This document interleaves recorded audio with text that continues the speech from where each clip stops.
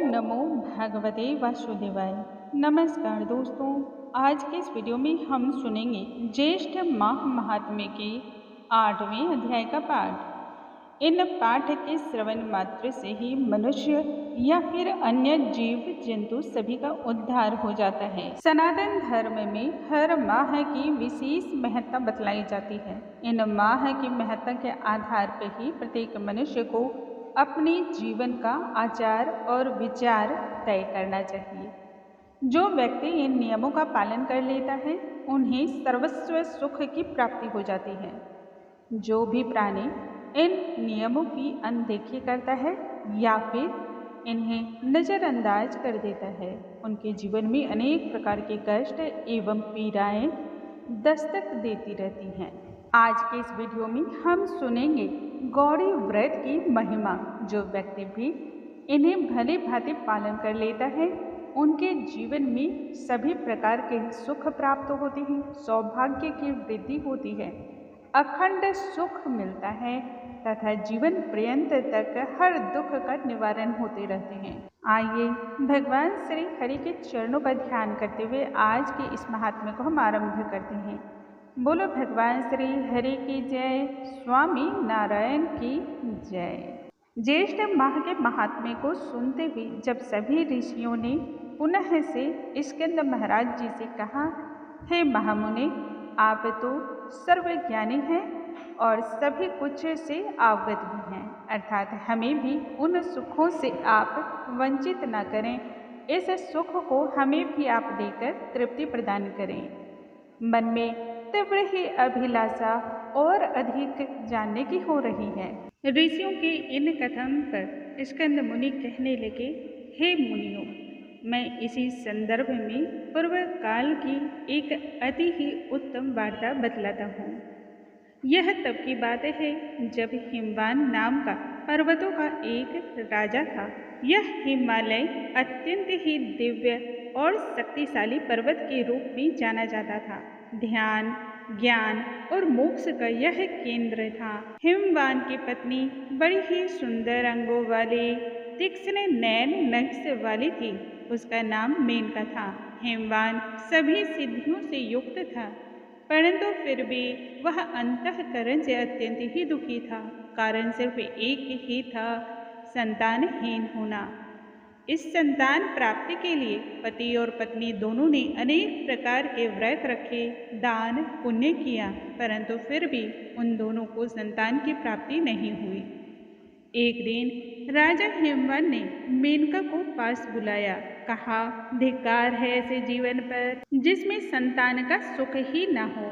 ऐसा कहकर के वह बारंबार विलाप करने लगा, कहने लगा, जो स्त्री रक्त और लावण्य से युक्त होने पर भी संतान से हीन हो, वह स्त्री समस्त लोकों में निंदित होती रहती है और वह बड़ी निर्भाग्य है।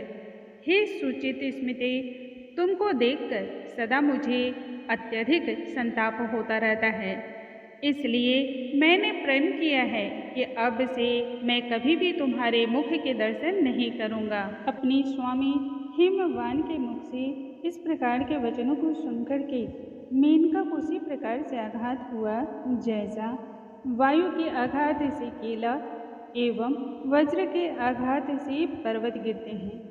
वह मेनका तो मानो पृथ्वी पर धम से गिर पड़ी।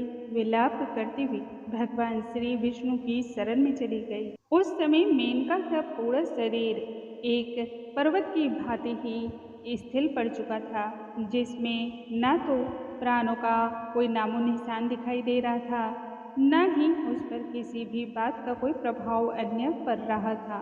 मेनका के विलाप को सुनकर के भगवान श्री हरि ने नारद जी को मेनका के पास मार्गदर्शन करने के लिए भेजा, साथ ही उन्हें कुछ उपदेश भी दिए। जब नारद मुनि मेनका के समक्ष उपस्थित हुए तब मेनका ने मुनि श्रेष्ठ नारद जी से अपने मन की व्यथा को कह सुनाया। इस पर नारद जी मेनका को पर्णासन व्रत का उपदेश देने लगे। कहने लगे कि तुम ज्येष्ठ माह के तृतीया के दिन विधि पूर्वक इस व्रत को धारण करो। उपदेश के पश्चात मेनका ऐसी गुफा में चली गई जहाँ पर मनुष्यों ने कभी दर्शन न किया हो, जो सिंह तथा जंगली व्याघ्र जीव जंतुओं से युक्त है। वहां जाकर संपूर्ण नियमों को धारण करते हुए सदा ही श्री हरि का ध्यान करते हुए वह ज्येष्ठ माह के इस पुण्यदायी व्रत को संपूर्ण विधि एवं नियमों का पालन करते हुए व्यतीत करती है। व्रत के पूर्ण होते ही इसका पुण्य प्रभाव इतना तेज हुआ कि जगतमयी माया प्रकट हो गई। उस माया को देख करके मेनका ने परम भक्ति भाव से माता की स्तुति की। इस पर माया ने मेनका को मनोवांछित वर मांगने को कहा, हे देवी, मैं तुम्हारे इस व्रत से अति ही प्रसन्न हूँ। तुम्हारे भक्ति के वशीभूत होकर के प्रेम बस आज मैं तुम्हें वह सब दूंगी जो तुम मांगना चाहती हो। अतः तुम इच्छित वर को मांग लो। जगदम्बा के मुँह से इन प्रकार के वचन को सुनकर के मेनका अति ही प्रसन्न हो गई। कहने लगी, हे देवी, यदि आप मुझ पर प्रसन्न हैं तब मेरे आंगन में आप प्रसन्न होकर के विराजमान हुए। जगदम्बा कहने लगी, निश्चय ही मैं तुम्हारे गर्भ से कन्या बन करके उत्पन्न होंगी। ऐसा कह करके फिर कहने लगी कि हे मेनका, तुम्हें एक पुत्र रत्न भी होगा। शीघ्रता से अब तुम अपने घर की ओर चली जाओ। सदैव ही इस व्रत का विधि पूर्वक पालन करती रहो। ऐसा कह करके जगत की माता महामाया अंतर्ध्यान हो गई। मेनका उसके पश्चात अपने घर को चली गई। घर जाकर के मेनका ने अपने स्वामी हिमवान से संपूर्ण बातें कह सुनाई विस्तार पूर्वक। भृगु ऋषि के उपदृष्ट मार्ग के अनुसार ही इस व्रत का मेनका ने पालन किया।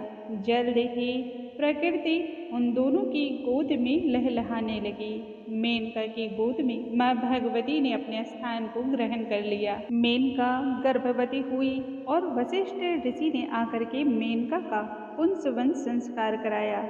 स्कंद महाराज आगे कहते हैं कि हे ऋषियों, हिमाचल के समान मनुष्य पृथ्वी पर अति ही दुर्लभ होते हैं, जिनके घर में स्वयं जगदम्बा प्रकट हुई और उमा, गौरी तथा पार्वती के जैसे विभिन्न नामों से विख्यात हुई। इसी प्रकार से ज्येष्ठ शुक्ल चतुर्थी को शिवा प्रकट हुई। इसलिए सौभाग्य की वृद्धि के लिए हर स्त्री को चतुर्थी के दिन शिवा का व्रत करना चाहिए। मिट्टी का शिव बना करके मंडप को चारों ओर से सजाना चाहिए। मंडप के चारों द्वारों को विभिन्न प्रकार के पुष्प और खंभों से सुशोभित करना चाहिए। गिरिजासन के चारों तरफ धान्य को बिछा करके मध्य भाग में अपनी शक्ति सामर्थ्य के अनुसार चांदी का एक झूला लगावें। उमा की सोने की प्रतिमा बना करके उस सुंदर झूले में स्थापित करना चाहिए। श्रद्धा और सामर्थ्य अनुसार भक्ति भाव से विविध प्रकार से उमा का पूजन करना चाहिए। सुहागिन ब्राह्मणियों का पूजन करें तथा कन्याओं को भोजन, दान, दक्षिणा दें। अनेक प्रकार के सौभाग्य द्रव्य, माला एवं चंदन इत्यादि से आराधना करें। भगवत गान कीर्तन से सारा माह व्यतीत करें। एक समय का भोजन ग्रहण करें और यत्नपूर्वक नित्य ही भगवत कथाओं का गुणगान करें। पूजन आराधना की पूर्णता के लिए तथा फल की प्राप्ति के लिए उद्यापन करें। गौड़ीर भीमायम इस मंत्र से खीर के द्वारा हवन संपन्न करें। समस्त कार्य करते हुए दुग्ध देने वाली गौ का दान अवश्य करें। यह व्रत स्त्रियों के लिए सौभाग्य को प्रदान करने वाली है। जो स्त्री मोहवश चतुर्थी को भोजन करती है वह जन्म जन्मांतर तक दुख को प्राप्त करती हैं। इस व्रत को उमा जयंती नाम से भी जाना गया। मेनका ने पुत्र की प्राप्ति हेतु भी पुनः से इस व्रत को धारण किया था, जिसके प्रभाव से महान तेजस्वी, गुणवान और बलिष्ठ पुत्र की प्राप्ति हुई, जिसका नाम उन्होंने हिमाचल रखा। बोलो भगवान श्री हरि की जय, स्वामी नारायण की जय। आज की इस वीडियो में हमने सुना ज्येष्ठ माह महात्म्य के 8वें अध्याय का पाठ। कल के वीडियो में आगे की कथाओं के साथ हम पुनः मिलेंगे। तब तक के लिए नमस्कार। हरे कृष्णा, राधे राधे।